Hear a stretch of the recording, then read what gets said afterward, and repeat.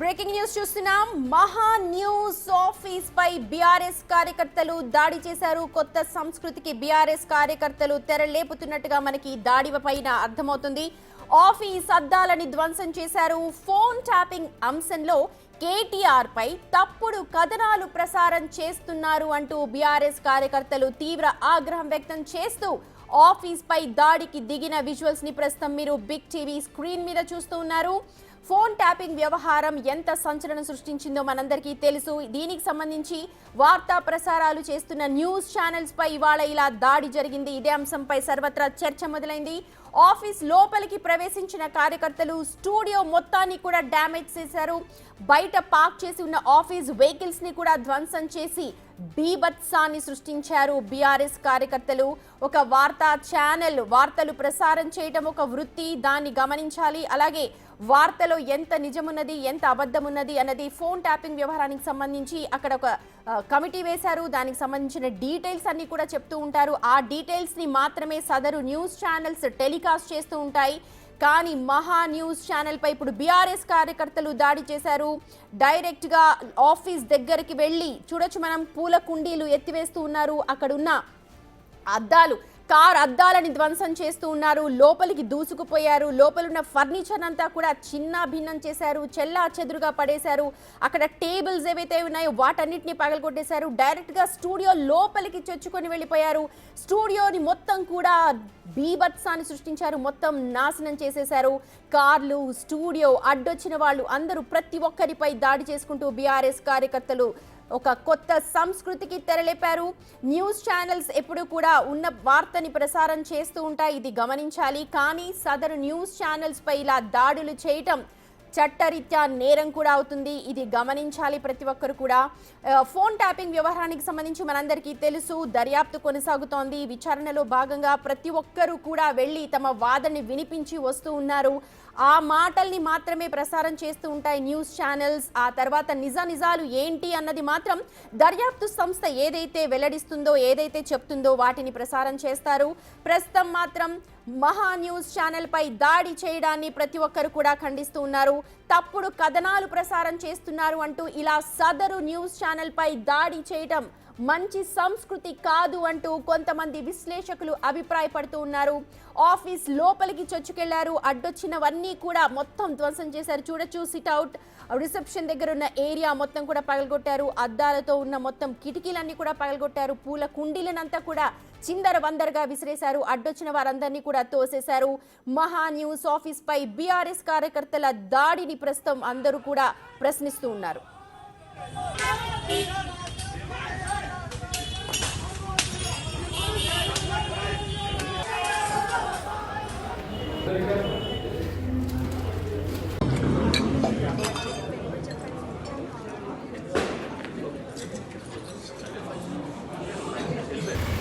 మహా news office పై BRS కార్యకర్తలు దాడి చేశారు. ప్రస్తుతం అవే విజువల్స్ మీరు బిగ్ టీవీ స్క్రీన్ మీద చూస్తున్నారు. ఈ ఘటనకు సంబంధించిన అప్డేట్స్ అందించడానికి మా ప్రతినిధి సురేష్ సిద్ధంగా ఉన్నారు.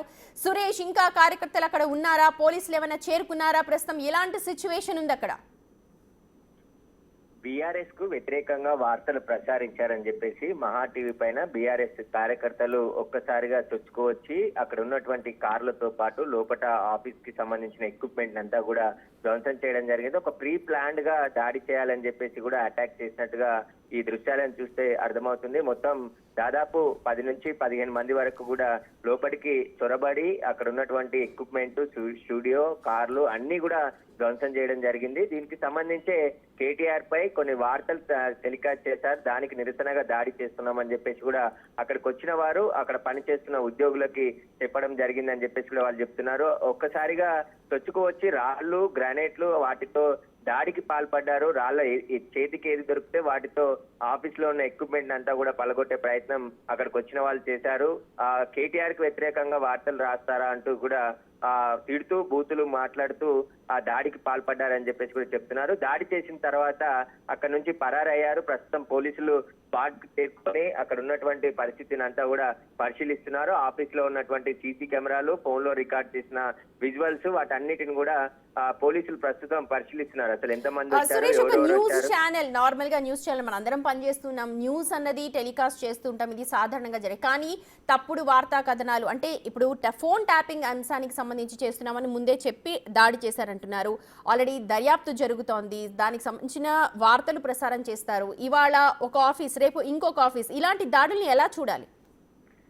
అంటే వార్తలు ప్రసారం చేసినప్పుడు ఒకవేళ అవి అబద్ధం అయితే లీగల్ గా వెళ్ళొచ్చు, కోర్టు నుంచి కేసులు వేయొచ్చు, పోలీసులకు కంప్లైంట్ చేయొచ్చు, ఆ ప్రకారం చర్యలు తీసుకోవాలి. కానీ ఇలా దాడులు చేసి బెదిరిస్తామంటే బెదిరే ప్రసక్తే ఉండదని చెప్పేసి మహా టీవీ సంబంధించిన CEO వంశీ కూడా మాట్లాడుతూ చెప్పడం జరిగింది. ఆయన ఈ దాడిని ఖండిస్తున్నాం, ఖచ్చితంగా మేము జరిగే విషయాలని ప్రజలకు తెలియజేసేందుకు వార్తలు రాస్తే ఇలా బీఆర్ఎస్ కార్యకర్తలు వచ్చి దాడి చేయడం ఏంటి అని చెప్పేసి కూడా ఆయన కూడా మాట్లాడడం జరిగింది. కొద్దిసేపు క్రితమే అక్కడే దాడి జరిగిన సమయంలో కూడా అక్కడే ఉన్నారు. ఒక్కసారిగా దాదాపు అందరూ దూసుకొచ్చి ఆఫీస్ లో ఉన్నటువంటి ఎక్విప్మెంట్ అంతా కూడా పలగొట్టే ప్రయత్నాలు చేశారు. బయట ఉన్నటువంటి అద్దాలు ఏదైతే ఆఫీస్ రిసెప్షన్ ఉంటుందో అక్కడి నుంచే రావడమే దాడి చేసుకుంటూ లోపలికి ప్రవేశించారు. ఆ తర్వాత లోపల కూడా బీభత్సం సృష్టించారు అని చెప్పేసి కూడా చెప్పడం జరిగింది. పోలీసులు ఈ ఘటన పైన కేసు నమోదు చేసి దర్యాప్తు చేస్తున్నారు. ఎవరెవరు ఇక్కడికి వచ్చారు, ఎంతమంది వచ్చారు, వారికి సంబంధించిన వివరాలు సేకరిస్తున్నారు. కేవలం ఫర్నిచర్ ఆస్తేనా లేకపోతే మనుషులు కూడా ఏమైనా గాయాలయ్యాయా, అడ్డు తగిలిన వాళ్ళకి ఏమైనా ఇలాంటి ఇన్ఫర్మేషన్ ఏమైనా అందుతోందా? అంటే వాటన్నిటికి సంబంధించి ఇప్పుడు పోలీసులు వివరాలు ఆరా తీస్తున్నారు. అసలు ఏం జరిగింది, ఎంతమంది వచ్చారు, ఏ టైం ఎగ్జాక్ట్ గా 1 to 1:30 మధ్యలో ఒక్కసారిగా అందరూ వచ్చి దూసుకొచ్చి లోపల దాడి చేసే ప్రయత్నం చేశారు. ఒక పక్క ప్రణాళిక ప్రకారం ఎవరు ఎక్కడ దాడి చేయాలి అలా డిసైడ్ చేసుకొని ఆఫీస్ కు సంబంధించి లోపలికి ఎంటర్ అయిపోయి ఒక్కసారిగా విరుచుకుపడుతున్న సమయంలో అక్కడ పనిచేసే ఉద్యోగులకు కూడా ఏం జరుగుతుందో తెలియని పరిస్థితి. ఎవరు వచ్చారు, తర్వాత వారు గట్టిగా నినాదాలు చేస్తూ లైన్ లో ఉండండి. మనం చూడొచ్చు స్టూడియో బయట, లోపల స్టూడియోలో వర్క్ జరుగుతోంది. స్టూడియో బయట ఒక్కసారిగా తలుపులు కొడుతూ ఓపెన్ చేయమంటూ ఉన్న దృశ్యాలుగా అనిపిస్తోంది. ఇది జస్ట్ అనుకుంటున్నాము, ఎందుకంటే లోపల రిసెప్షన్ దగ్గర నుంచి కూడా దూసుకొని వెళ్లారు. మొత్తం ఆఫీస్ నంతా కూడా చిందరవందర చేశారు. లోపలికి దూసుకెళ్లి అడ్డ వచ్చిన ఫర్నిచర్ ని మొత్తం కూడా తోసేశారు, పగలగొట్టేశారు.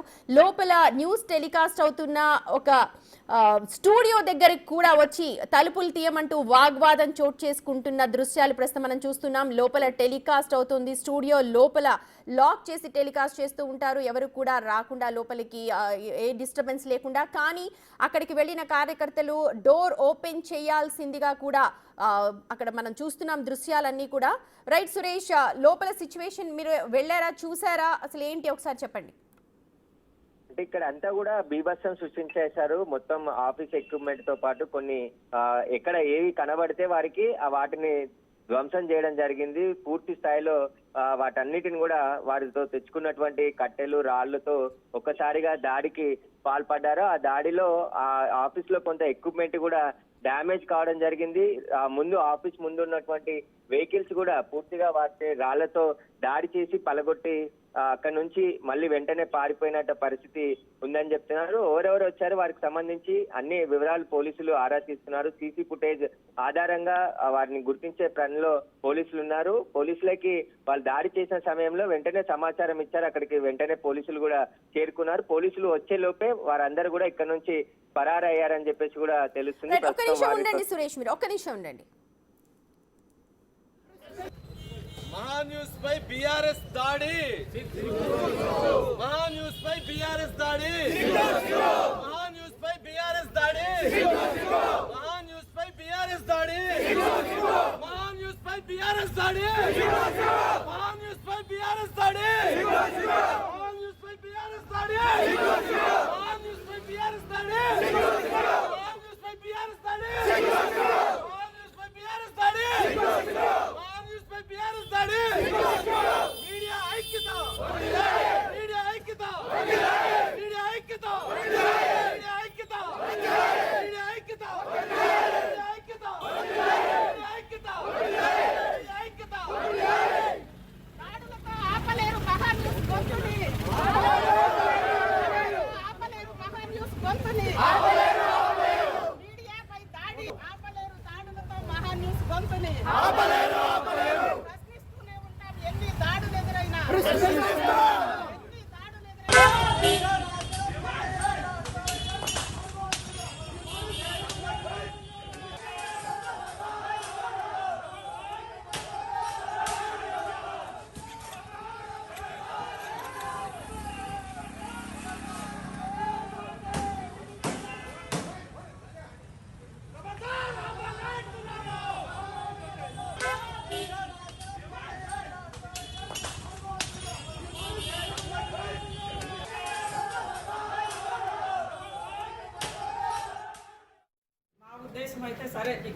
మనం ఇక్కడే విజయం సాధించాము. ఆ దుర్మార్గులు చూసాము ఎంతంత పెద్ద ఇవి వేసుకొని వచ్చి మన మీద దాడి చేశారు.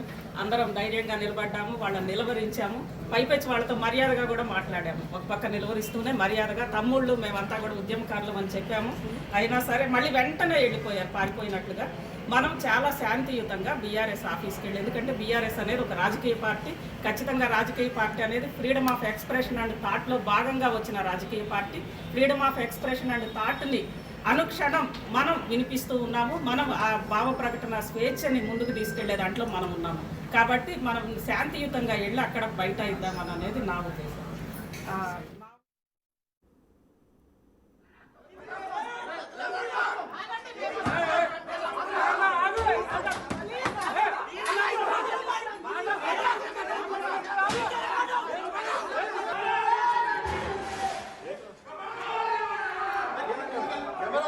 రైట్, అది అజిత చెప్తున్న మాటలు. అలాగే వంశీ, అజిత ఇద్దరు కూడా బయట అందరూ సిబ్బందితో కలిసి నినాదాలు చేశారు. ఆపలేరు అంటూ వాళ్ళు నినాదాలు చేసిన దృశ్యాలను కూడా చూసాము. శాంతియుతంగా వాళ్ళని నిలువరించే ప్రయత్నం చేశాము, కానీ వాళ్ళు ఎక్కడ కూడా ఆగలేదు.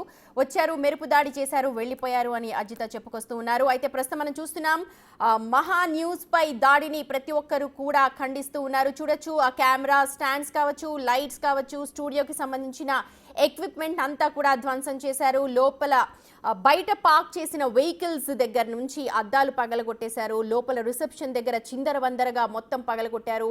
అద్దాల టేబుల్స్ని పగలగొట్టారు. స్టూడియో లోపలికి కూడా ప్రవేశించి అక్కడ బీభత్సాన్ని సృష్టించారు బీఆర్ఎస్ కార్యకర్తలు. ఫోన్ ట్యాపింగ్ వ్యవహారంలో కేటీఆర్ పై తప్పుడు కథనాలు ప్రసారం చేస్తున్నారు అని అంటూ ఈ దాడికి పాల్పడ్డారు. పక్కా ప్రణాళికతోనే ఈ దాడి జరిగినట్టుగా మహా న్యూస్ సిబ్బంది అంతా కూడా చెప్తున్నారు. ఈ దాడి ఘటనంతా కూడా వారు చిత్రీకరించారు. మధ్యాహ్నం సమయంలో దాదాపు 1:30 సమయంలో ఒక్కసారిగా 15 నుంచి 30 మంది కార్యకర్తలు దాడి చేశారని, దాడి చేసిన దృశ్యాలన్నీ కూడా వాళ్ళు చిత్రీకరించారు. దాడి చేసిన తర్వాత పోలీస్ కంప్లైంట్ ఇచ్చారు. ఆ తర్వాత బయట సిబ్బంది అందరూ కూడా ధర్నా చేపట్టారు. ప్రస్తుతం అవే విజువల్స్ బిగ్ టీవీ స్క్రీన్ మీద చూస్తున్నారు. ఏదేమైనప్పటికీ కూడా భావ ప్రకటన స్వేచ్ఛ ఒక మీడియా కూడా ఉంటుంది. కథనాలు ప్రసారం చేయడం ఒక న్యూస్ ఛానల్ హక్కు, దాన్ని ఎవరు కూడా కాదనలేరు. అయితే ప్రస్తుతం ఫోన్ ట్యాపింగ్ వ్యవహారానికి సంబంధించి విచారణ జరుగుతోంది. అదే మేము ప్రసారం చేశామంటూ కూడా మహా న్యూస్ సిబ్బంది చెప్తూ ఉన్నారు.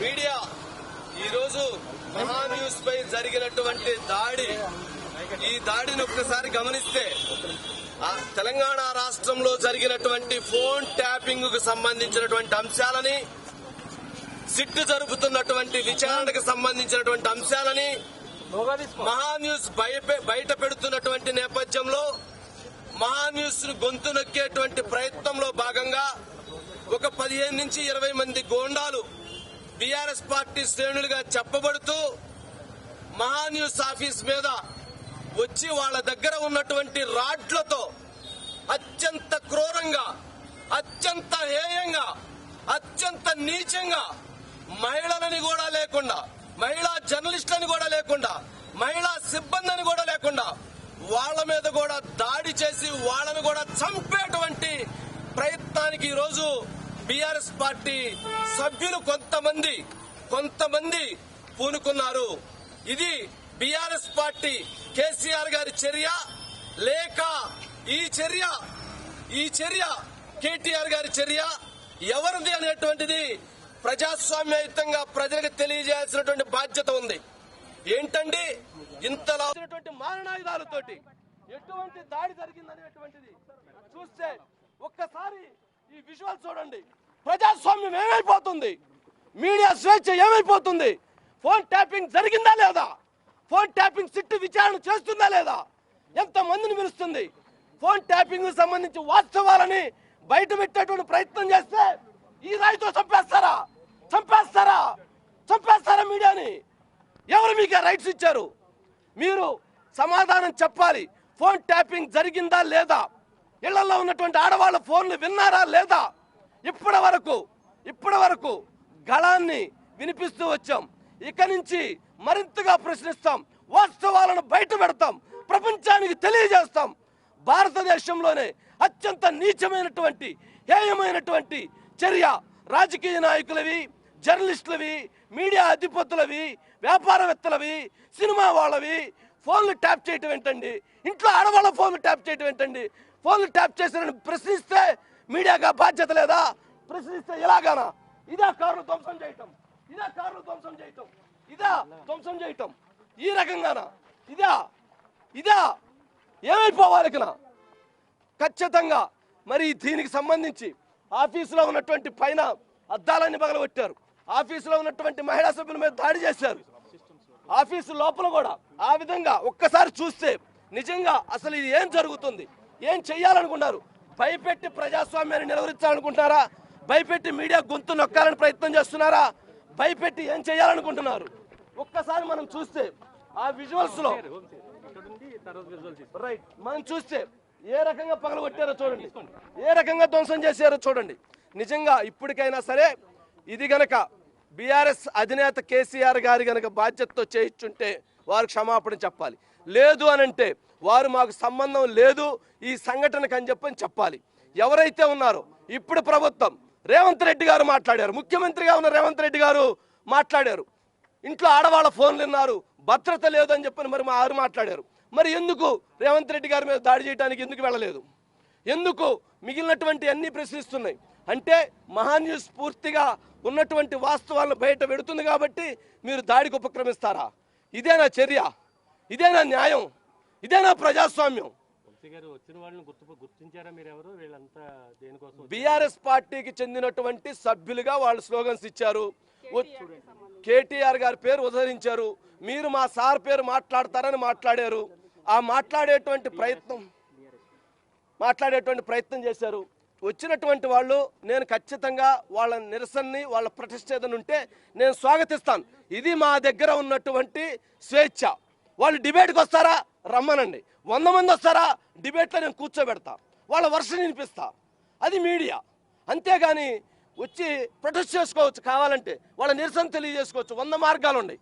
అంటే ఇంతింతలా రాళ్ళు, ఇంతింతలా రాడ్లు ఈ విధంగా వచ్చి పడిపోయి ఆఫీసు మీద కొట్టి చంపేసేటువంటి ప్రయత్నం చేస్తే ఏంటిది?